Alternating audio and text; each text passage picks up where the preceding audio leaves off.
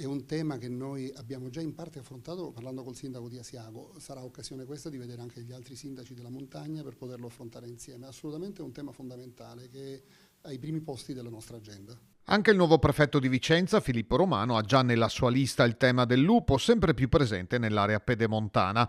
Governo italiano e autorità europee sono chiamate a intervenire a breve sulla questione, ma intanto è stata la Regione Veneto a diffondere un volantino decalogo in collaborazione con i carabinieri, dando alcune indicazioni ai cittadini. Appena ci arriverà la nota appunto ufficiale della Regione, che oggi è stata annunciata dall'assessore, sicuramente la ricondivideremo su tutti i canali dell'amministrazione pubblica, mettendo anche la pubblicità e la visione anche nelle varie frazioni con tutte le bacheche possibili, proprio per dare visibilità massima sul territorio.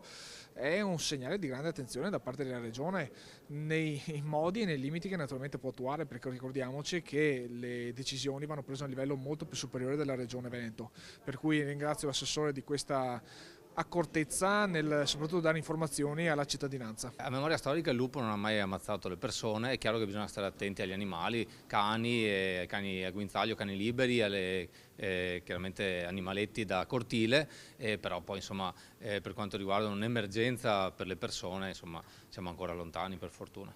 Il lupo c'è, impariamo a gestire l'animale lupo, ma cerchiamo anche di far capire ai politici romani e ai politici di Bruxelles come questa condizione e questa crescita del numero di animali sul nostro territorio non possa continuare così all'infinito. Sul tema della convivenza, venerdì 17 si svolgerà un incontro a Montebello Vicentino per proporre sfide e soluzioni per la protezione delle comunità locali.